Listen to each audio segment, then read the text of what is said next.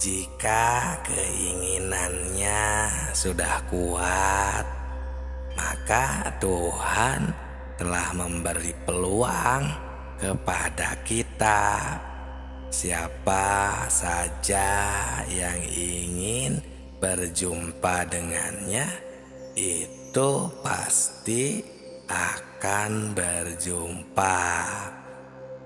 Assalamualaikum warahmatullahi wabarakatuh. Hamdan wa syukron lillah, nahmaduhu wa nasta'inuhu wa nastaghfiruhu, wassalatu wassalamu ala rasulillah alladzi la nabiyya ba'dah. Salam tilawah semesta. Sahabatku, sahabat tilawah semesta yang kami hormati, terima kasih sudah mampir di channel yang sederhana ini. Dan kami ucapkan terima kasih juga yang sebesar-besarnya bagi yang sudah like, berkomentar, dan subscribe-nya. Dan bagi yang belum, silakan kami mohon subscribe-nya agar berkah selalu juga buat kita semua. Sahabatku, sahabat tilawah, ternyata siapa saja yang ingin berjumpa dengan Allah Subhanahu wa Ta'ala, itu pasti akan berjumpa. Nah, ini kami tahu dari Allah. Allah telah memberikan wahyunya kepada Nabi Muhammad Sallallahu Alaihi Wasallam di dalam surat ke-18 ayat 110, berbunyi Bismillahirrahmanirrahim. Faman kana yarju liqa rabbih falyamal amalan sholihah wala yusyrik bi'ibadati rabbih ahada. Yang artinya, barang siapa yang mengharap perjumpaan dengan Tuhannya, maka hendaklah ia mengerjakan amal soleh dan janganlah mempersekutukan seorang pun dalam beribadah kepada Tuhannya. Nah, menurut ayat barusan, untuk berjumpa dengan Tuhan itu bukan mungkin lagi, tapi pasti, asal kita berbuat amal soleh. Nah, untuk berbuat amal soleh juga ini harus ada petunjuk sesuai dengan petunjuk dari guru yang ahli, bukan sembarangan. Sebab tidak semua guru, pembimbing, atau petunjuk yang bisa mengerjakan hal ini. Tidak semuanya, tidak semua kiai, ajengan ustadz mengetahui hal ini. Contohnya seperti di dalam keterangan kalimat sholat saja, itu kan istilahnya ada pendalaman kenapa disebutnya sholat, kenapa dinamakan sholat, sholat itu apa, dan harus sampai kemana. Nah, salah satu dari pembongkaran sholat itu diantaranya shod, itu kan soful kolbi, yang artinya elingan, ingatan yang suci. Nah, jadi di dalam sholat itu harus mempunyai ingatan atau elingan suci. Artinya harus sudah hilang dari sifat samar atau meraba kepada Allah Subhanahu wa Ta'ala. Tapi buktinya Ya boleh saja kita rasakan sendiri. Sudah bisa begitu apa belum? Nah, padahal Tuhan sudah berfirman di dalam hadis qudsinya yang tercatat banyak di dalam kitab-kitab tasawuf yang berbunyi kuntu kangzan mahfian fahbabtu an Eropa holaktul holko likaya arofu falihada tabayyana Allah Ta'ala khalaqal insan limarifatihi, yang artinya aku adalah kangzan. Kangzan ini gudang atau pembendaharaan lah, boleh agar mudah dimengerti ya. Pembendaharaan yang tersembunyi, yang terpendam, tertutup. Nah, aku ingin ditemukan, dikenal. Maka aku ciptakan makhluk agar mereka mengenalku. Nah, itulah sahabatku. Jadi setelah mengenal, mengetahui, menyimak hadis qudsi ini, kami semakin jelas, bukan mungkin lagi untuk mengenal Tuhan itu, tapi pasti asal mempunyai keinginan yang keras dan kuat, memperhitungkan. Tapi walaupun begitu, ini bukan pekerjaan gampang. Ini harus istilahnya melalui proses pendakian atau suluk, ya seperti amal soleh tadi ya, pengabdian kepada Allah Subhanahu wa Ta'ala tidak semudah itu. Nah, terutama melalui guru, istilah lainnya. Ini emang benar-benar harus serius. Nah, untuk dalam bimbingan atau petunjuk dari guru tentang ini, tentunya ya guru yang tentang urusan seperti ini, seperti tentang ilmu makrifat ini, makrifat kepada Allah. Karena kan tadi juga tidak semua guru yang fokus tentang urusan makrifat. Nah, sahabatku, harus betul-betul jadinya kita ini ya fokus tentang hal ini jika ingin sukses di dalam hal ini, yakni tentang ilmu makrifat. Nah, tidak sembarangan sahabatku, sebab ahli tarekat pun tidak semua bisa makrifat, bisa sampai ke derajat makrifat kepada Tuhan atau mengenal Allah Subhanahu wa Ta'ala. Dan tidak cukup juga membaca buku, mendengarkan, sebenarnya harus ada kesungguhan dari dalam sehingga kita mengerjakan dan mempraktekkan, mengamalkan apa yang seharusnya. Karena di dalam penerangan baik melalui buku atau sosmed, YouTube, Google, misalnya kitab, Quran, hadis pun jika sebatas ilmiahnya saja, isyaratnya saja, itu hanya itibar atau isyarah. Ya, sebagaimana ada keterangan di dalam salah satu kitab yang bernama Hikam, di sana berbunyi mayakhruju baina safatain ilal isarati wal itibar. Apa saja yang keluar dari bibir, pengucapan ya, itu hanya isyarat dan itibar saja. Jadi walaupun terus-menerus kita membaca, contohnya ya, membaca buku tentang makrifat sampai 1 juta kitab, contohnya, itu tidak akan sampai kepada makrifat sebagaimana yang seharusnya. Karena itu kita baru tahu teori dan intibarnya saja.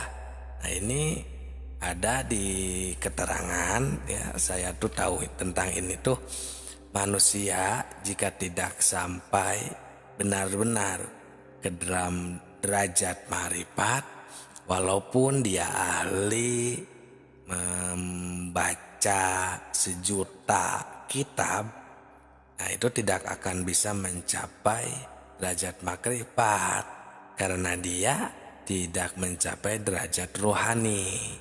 Nah, faman lam yasid bihadal ilmi lam yakun aliman fil haqiqati walau qara'a alfa alfin minal kitab bihaisu la yablughu ila ruhaniyah. Nah, itu sahabatku.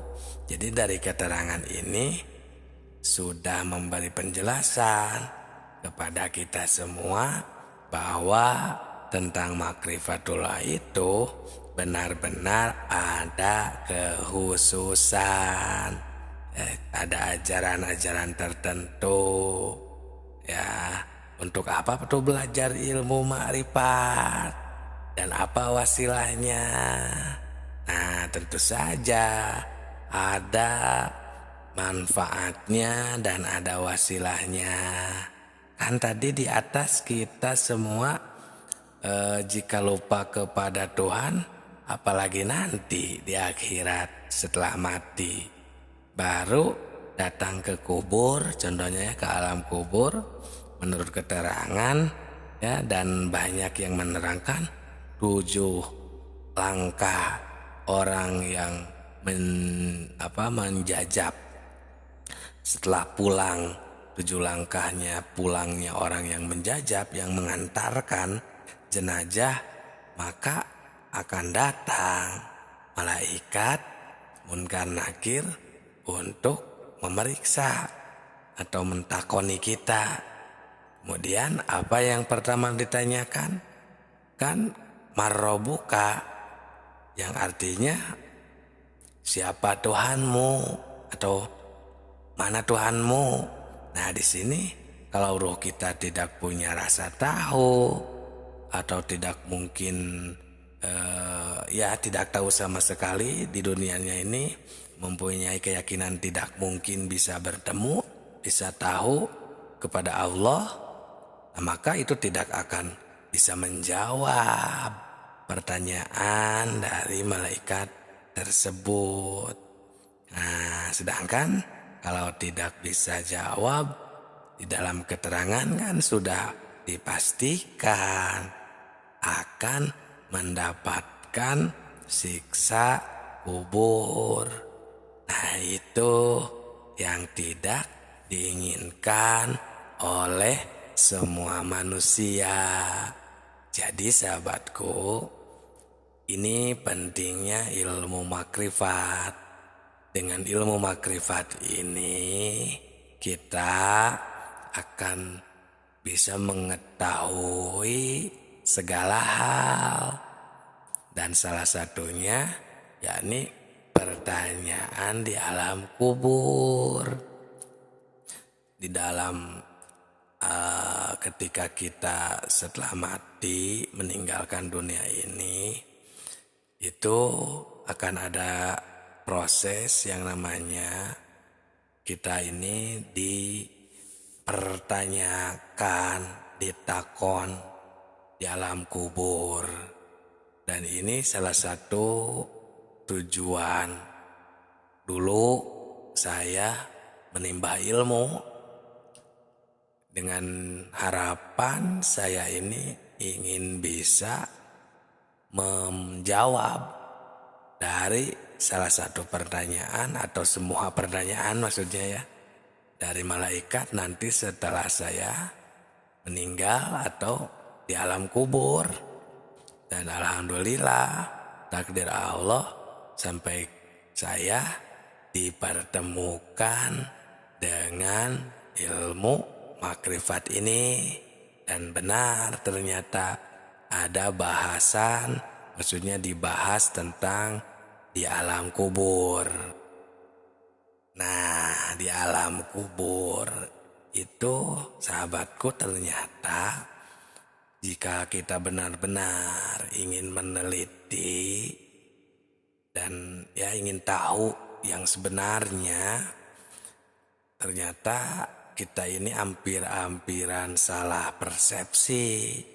Yang dikira di alam kubur ini, dikira di dalam tanah, karena kita kan jasad ini setelah meninggal itu dimasukkan, dikubur di dalam tanah. Ternyata ada beda, ada alam kubur, ada kuburan atau tempat kita nanti jasad disimpan. Nah, karena juga menurut saya, kalau alam kubur itu di dalam tanah, berarti kan sedangkan tidak semuanya yang mati itu dikuburkan di dalam tanah. Ada yang diabukan, dibakar, ada yang dianginkan, ada yang pokoknya banyak ya. Dan kalau di agama Islam dikubur, dimasukkan ke dalam tanah. Jadi itu adalah kuburan itu. Nah, alam kubur itu beda lagi. Alam kubur itu belum tentu di dalam tanah, di dalam api, belum tentu. Kalau yang dibakar kan di dalam api. Jadi bisa memahami, kenapa istilahnya kan di dalam kubur itu ada ular raksasa kan. Salah satu keterangan yang namanya ular Sijaul Akro, yang mana ujung ke ujungnya itu dari Masyrik wal Maghrib. Nah, dari situ juga kan, agar masuk akal, ini tidak mungkin, karena kalau di dalam kuburan paling lebar, paling panjang itu lebarnya paling 1 meter. Nah, ini dari Masyrik wal Maghrib, dari pokoknya ujung dunia sampai ujung dunia. Kan berarti ini tidak cukup jika kuburnya dimaksudkan ke kubur yang tanah tadi. Nah, kalau alam kubur, nah itu baru masuk logika. Karena yang namanya alam emang luas, seperti alam semesta ini, cuman namanya alam kubur gitu. Kalau yang tempat kita jasad ini disimpan nanti, itu mah kuburan. Nah, seperti itu sahabatku ya. Jadi nanti malaikat ini di alam kubur ya.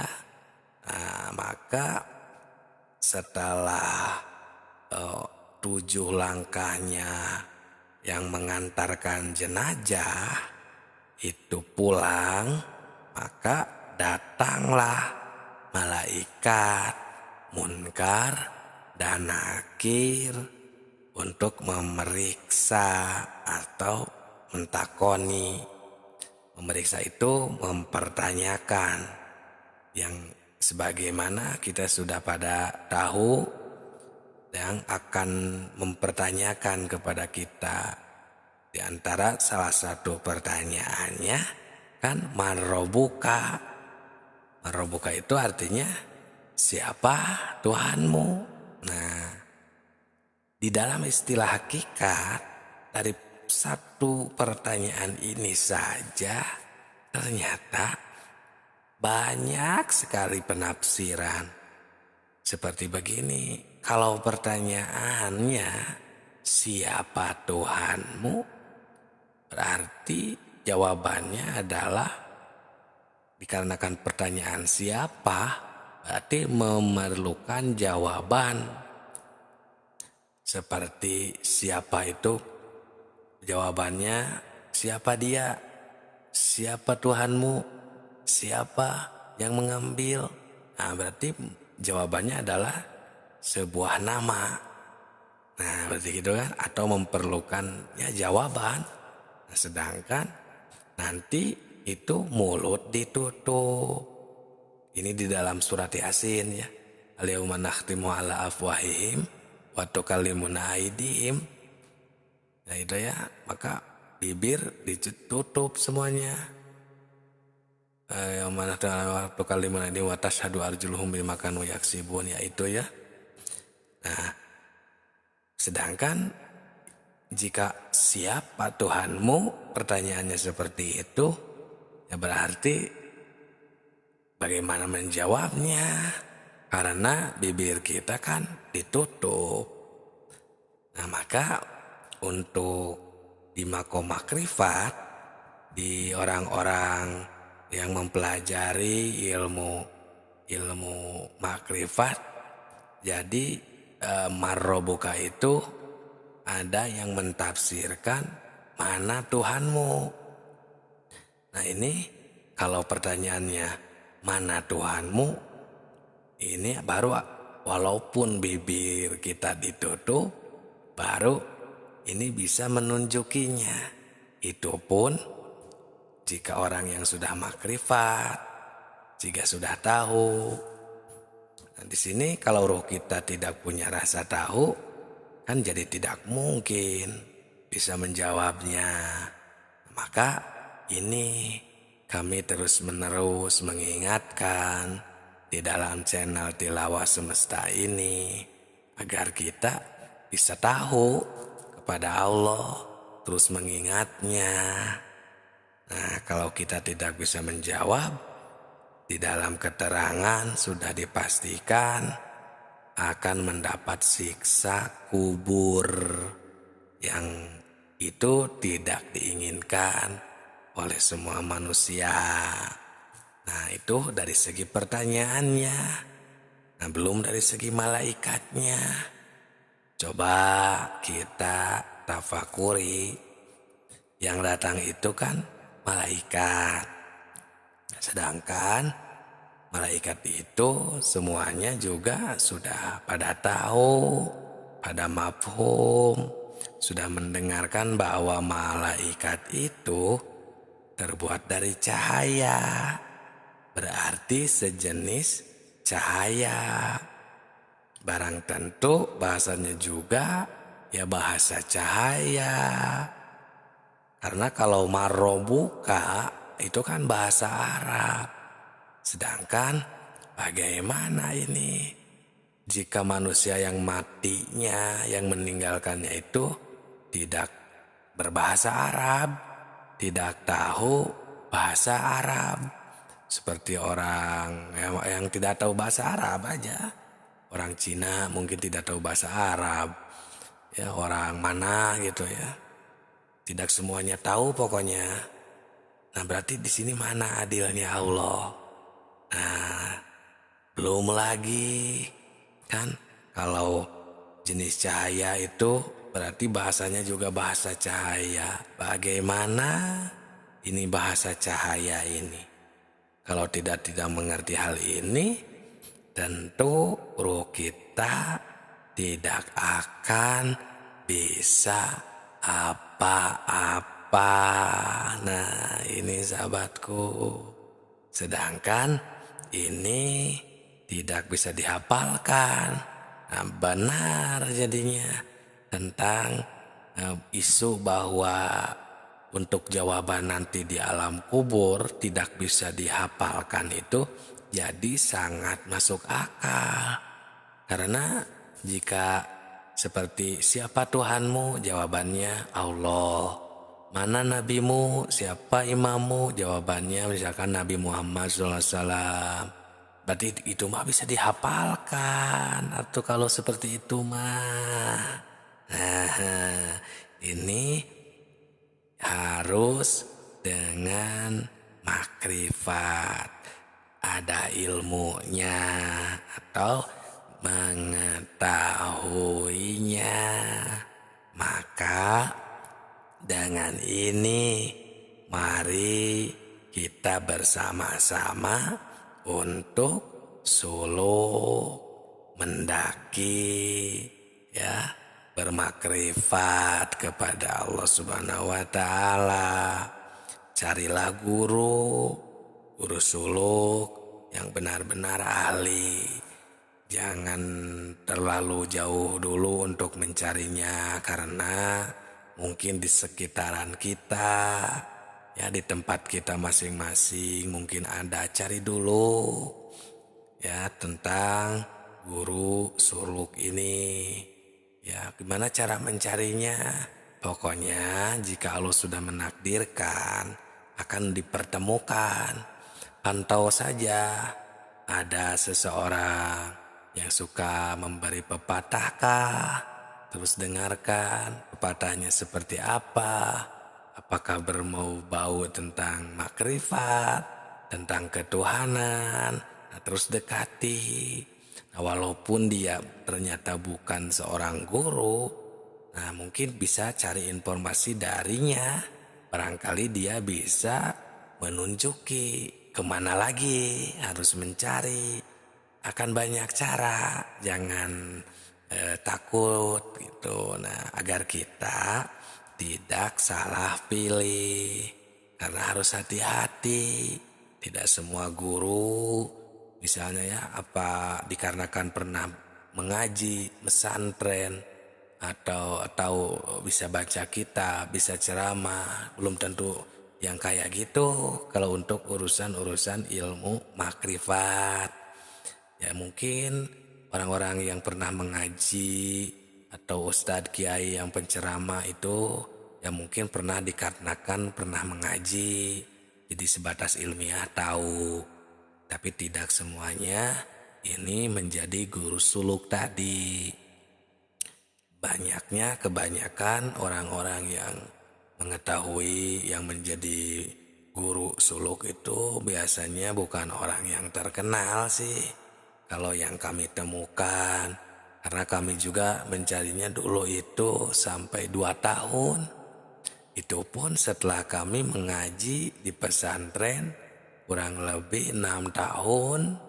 Dari pesantren alat ke pesantren fikih. Dan itu pun baru istilahnya menemukan salah satu kitab pentingnya mencari guru ini. Dari sana itu baru mencari. Itu pun lama sekali, sampai 2 tahun kurang lebih. Ini saking kami ingin berhati-hati agar tidak salah mencari guru. Dan alhamdulillah, sudah waktunya ketika Allah menakdirkan dipertemukan dengan guru. Alhamdulillah, mursyid kami, guru kami ini silsilahnya dari Sunan Gunung Jati, Cirebon, dari Syekh Syarif Hidayatullah, Sunan Gunung Jati. Alhamdulillah kami terus belajar dari tahun 2007-2008 sampai sekarang, terus mengamalkan dan saatnya berbagi di channel Tilawah Semesta ini. Alhamdulillah, semoga berkah dan bermanfaat. Karena kalau salah pilih ya akan celaka di dunia dan di akhirat. Oleh karena itu, di dalam membaca, memahami ini diperlukan ketelitian, pemikiran yang jernih dan tajam, dengan daya serap yang kuat, wawasan yang luas, serta yang penting disertai dengan hati yang ikhlas dan lillahi ta'ala.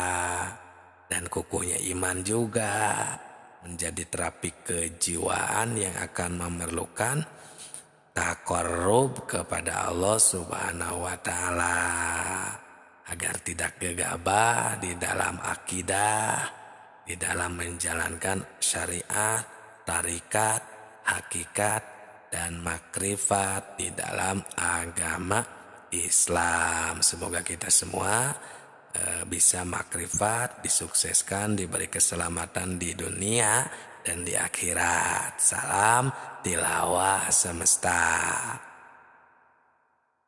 Sekarang mari kita telusuri bagaimana dan dari mana kita asal sekarang.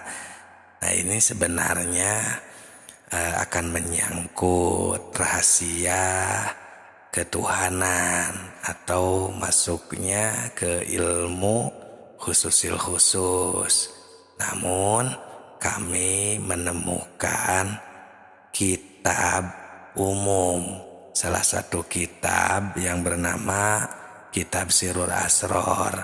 Jadi kami memberanikan diri, bukan maksud untuk membuka rahasia Allah, tapi di sini kami akan membacakan lah istilahnya ya, tafsiran dari kitab tersebut, karena kebetulan kitab ini sesuai dengan suluk dalam ilmu makrifat dan sesuai dengan pengalaman spiritual dari silsilah Syekh Syarif Hidayatullah, silsilah yang kami pakai dalam ilmu suluk dari Sunan Gunung Jati. Assalamualaikum warahmatullahi wabarakatuh. Salam tilawah semesta.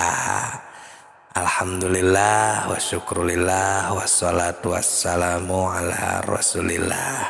Sahabatku, sahabat tilawah semesta yang kami hormati, sebelumnya kami mau mengucapkan terima kasih atas berkenannya meluangkan waktunya di channel yang sederhana ini, dan terima kasih juga bagi yang sudah like, berkomentar, dan subscribe-nya. Semoga berkah selalu.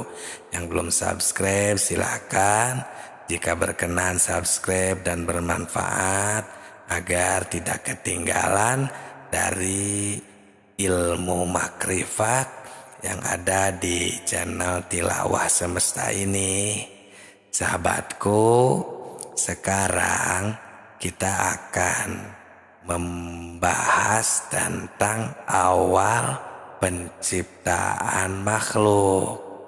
Ini agar kita semuanya tahu dan mengenal untuk nanti kita, jalan kita berpulang setelah kita meninggal, setelah kita dicabut nyawa, maupun sekarang, untuk jalan spiritual agar berada dalam jalur yang benar. Istilahnya yang suka kita baca di dalam bacaan sholat di surat Al-Fatihah itu berbunyi ihdinas siratal mustaqim, tunjukilah kami jalan yang lurus agar sesuai dengan suluk dan ihdinas siratal mustaqim tersebut.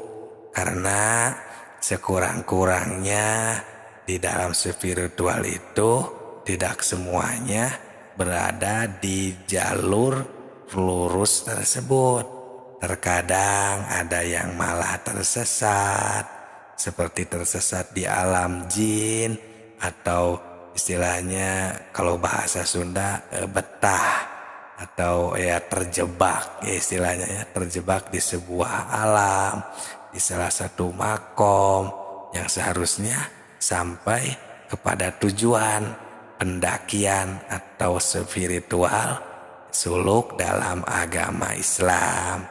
Nah, dengan kita mengetahui awal penciptaan makhluk, maka kita akan tahu tujuan sampainya kita kemana dan jalan yang lurusnya itu kemana. Nah, itu sahabatku ya, ini kami menemukan salah satu kitab yang bernama Sirur Asror. Jadi di dalam kitab tersebut banyak sekali menerangkan tentang asal muasal kejadian manusia. Jadi kita bisa mengambil hikmahnya dari kitab tersebut, karena di dalam kitab tersebut adalah hasil dari istilahnya sebuah karangan yang dapat dipertanggungjawabkan. Istilah karangan ini maksudnya penemuan yang dicatat, yang diangit jadi sebuah catatan, bukan hasil mengarang maksudnya. Nah, ini dapat dipertanggungjawabkan kebenarannya karena sesuai dengan kenyataannya dan bisa dirasakan juga oleh diri sendiri kalau kita sudah memahaminya. Nah, di dalam kitab tersebut yang bernama Sirrul Asror, di sana diketahui menerangkan bahwa awal mula makhluk yang pertama diciptakan itu adalah ruh Muhammad. Oh, i'lam wafaqakallahu lima yuhibbu wa yardu lima khalaqallahu ta'ala ruha Muhammadin awalan. Jadi yang awal diciptakan itu diciptakan oleh Allah, oleh Tuhan, adalah ruh Muhammad. Diciptakannya itu minuri jamalihi, ya, diciptakan dari cahaya jamal Allah. Nah, ini kamakola azza wa jalla, sebagaimana firman Allah di dalam hadis qudsi yang berbunyi khalaqtur ruha Muhammadin min nuri wajhi. Ya, awalama khalaqallahu ruhi awalan, ya, wa awaluma khalaqallahu nuri awalan, wa awaluma khalaqal kalam atau kolam awalan, wa awaluma khalaqallahu al-aqlu. Nah, di sana ada banyak yang pertama diciptakan itu ada 3 macam. Yang pertama yang awal diciptakan oleh Allah itu bernama ruh. Itu sabda Nabi dari hadis qudsi. Ruhku, kata beliau, yang pertama kali diciptakan. Kemudian yang kedua berfirman lagi, dan yang pertama diciptakan Tuhan adalah cahayaku. Dan kemudian Allah bersabda lagi, yang pertama kali diciptakan oleh Tuhan itu adalah kalam. Nah, ini kita harus benar-benar memahami. Ini yang diciptakan Allah itu ada ruh, ada cahaya, ada kalam. Ya, ruhku, cahayaku, dan kalam. Ini yang mana yang paling pertama? Nah, agar kita tidak bingung, agar mudah dipahami, nah dilanjutkan fal muradu minha syai'un wahidun wa huwa al haqiqatul muhammadiyatu. Nah, cahaya, kalam, dan akal itu pada dasarnya adalah satu, yaitu hakikat Muhammad. Nah, sahabat ilmu semesta, di dalam ilmu makrifat penting sekali kita harus mengetahui awal mula yang diciptakan itu adalah pada dasarnya hakikat Muhammad. Walaupun namanya ada ruhku, ada cahayaku, ada kalam, itu intinya adalah hakikat Muhammad. Nah, di dalam ilmu makrifat kita yang sampai yang jalan yang lurus itu, jika kita benar-benar diperkenalkan oleh pembimbing, oleh guru, oleh mursyid kita, yaitu jika kita sampai ke hakikat Muhammad, maka itu adalah pendakian yang benar. Nah, sekarang kenapa hakikat Muhammad itu diberi nama cahayaku, diberi nama ruhku, diberi nama kolam. Nah, dilanjutkan ya. Lakin sumia nurun, walakin sumia aklun, walakin sumia kolamun. Nah, ini ada alasannya masing-masing. Nah, hakikat Muhammad disebut nur itu likaunihi hafian anidulumatil jalaliyati. Nah, disebut nur ya, hakikat Muhammad itu istilahnya kan tadi cahayaku. Disebut nur itu karena bersih dari cahaya, bersih dari kegelapan maksudnya ya. Cahaya kegelapan, jadi bersih dari kegelapan saja ya, agar mudah dipahami ya, yang menghalangi. Nah, ini sesuai sabda Allah ya, wa qala ta'ala qad ja'akum minallah nuron wa kitabun mubin. Nah, itu ya, telah datang kepadamu cahaya dan kitab penerang dari Allah. Nah, kemudian kenapa hakikat Muhammad itu dinamakan ruhku? Hakikat Muhammad itu ya disebut ruhku, nur tadi itu ya. Kemudian cahayaku, nah cahayaku udah. Sekarang kenapa hakikat Muhammad itu disebut akal? Ya karena ialah yang menemukan sesuatu. Ya, kenapa disebut akal? Likauni al-kulliyatu. Terus kemudian kenapa hakikat Muhammad itu disebut kalam? Karena ia yang menjadi sebab perpindahan ilmu, seperti halnya mata pena sebagai pengalih ilmu di alam lahut. Nah, itu ya. Kolaman, kenapa disebut kolam? Karena istilahnya kama anal ilma sababun ya, ilman al hurufat furuhul muhammadiyah khulasatul akwan. Nah, itu ya, min alami fi alamil lahut. Nah, seperti itu. Jadi intinya agar kita mudah memahami, awal yang diciptakan itu adalah hakikat Muhammad. Kenapa? Kan sekarang jadi kita mengetahui istilahnya waktu Nabi Adam diterima kembali, diampuni, dimaafkan setelah Nabi Adam istilahnya diusir dari surga atas kesalahannya. Nah, Nabi Adam itu di dunia ini beliau istilahnya terus mengakui kesalahan, minta ampun kepada Allah.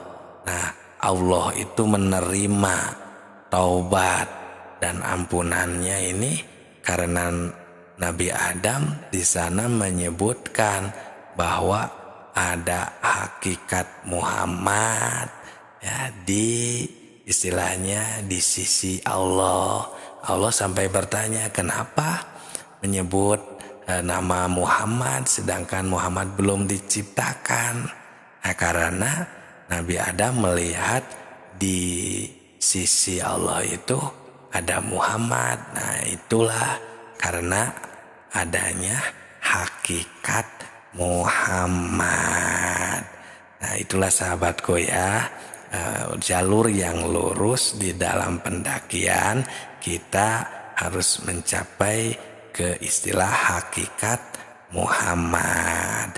Kemudian wa khalaqallahu arwah. Nah, setelah ini baru Allah menciptakan dari ruh Muhammad itu, menciptakan semua arwah ya, fi alamil lahut, di alam lahut. wa khalaqallahul arwah kullaha minhu fi alamil lahut. Nah, dari ruh Muhammad itulah Allah menciptakan semua ruh arwah ya di alam lahut wa fi ahsani takwim al hakiki. Nah, di sana itu berbentuk atau dalam bentuk yang terbaik, yang hakiki. Karena ini adalah awal ya, mulanya penciptaan makhluk. Jadi yang terbaik ya, bentuk awal istilahnya. Nah, wahwa ismu jumlatil insi bidalikal alam, itulah nama seluruh manusia di alam lahut. Ya wa bidalikal alam wahwa alwatnul asli. Nah, inilah alam asal atau negeri asal. Istilah di dalam ilmu hakikat itu watonul asliyah.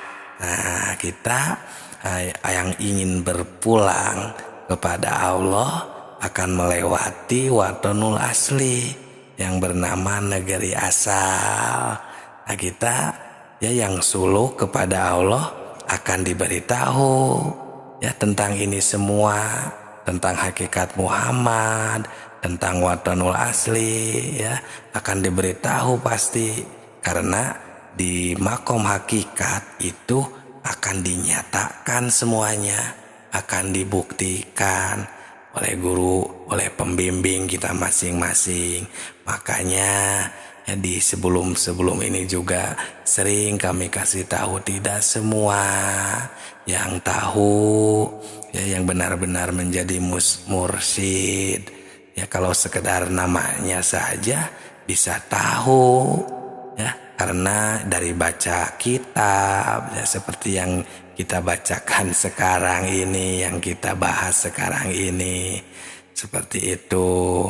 Nah, ini semuanya ya falama madu alaihi arba'ata alfisana khalaqal arsy. Nah, setelah menciptakan negeri asal, Allah Subhanahu wa taala dalam waktu 4000 tahun dari setelah menciptakan ruh Muhammad tadi ya, menciptakan arwah ini.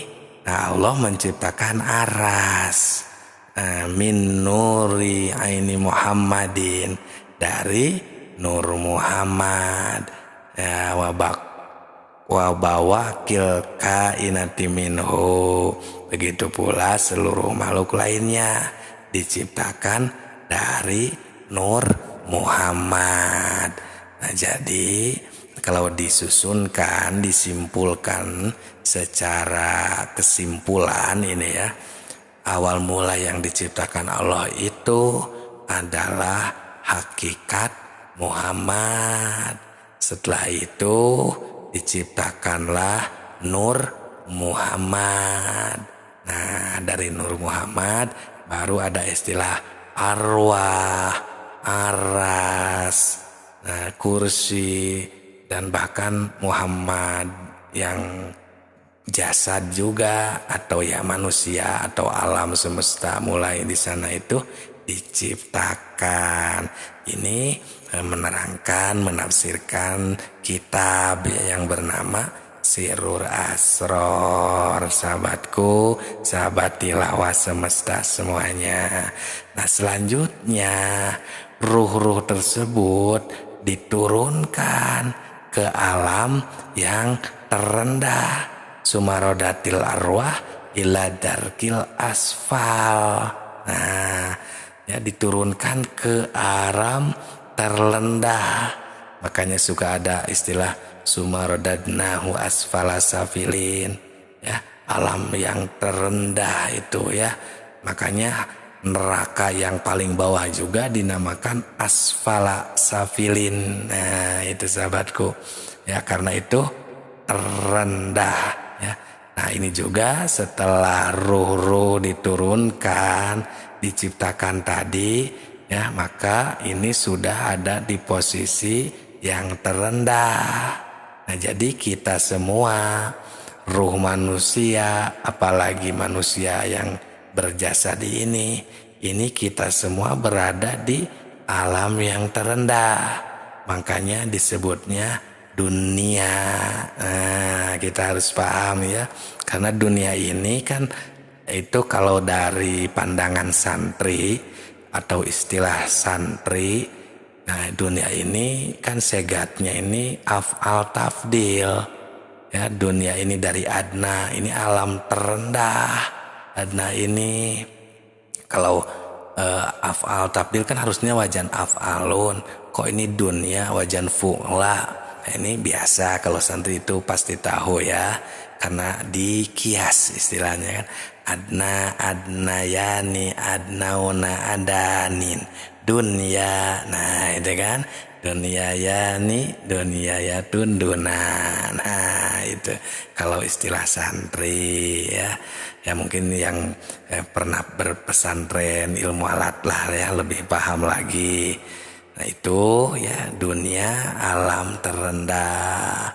Dan mulai di sana itu diciptakan makhluk-makhluk ya seperti jasad. Nah ini sebagaimana firman Allah subhanahu wa ta'ala, sumarodadnahu asfala safilin. Kemudian aku turunkan manusia ke tempat yang terendah.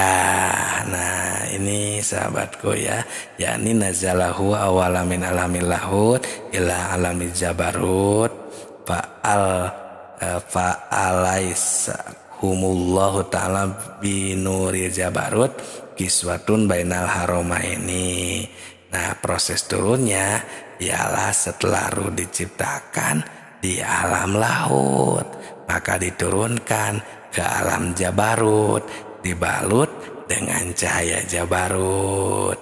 Bagaimana pakaian antara dua lapis? Lapis kedua ini kan disebut ruh sultani. Nah itu istilahnya lah sebagai pakaian antara dua haram ya, dua lapis yang disebut ruh sultani. Nah intinya pokoknya kita ini diturunkan setelah tadi ya, hakikat Muhammad, Nur Muhammad.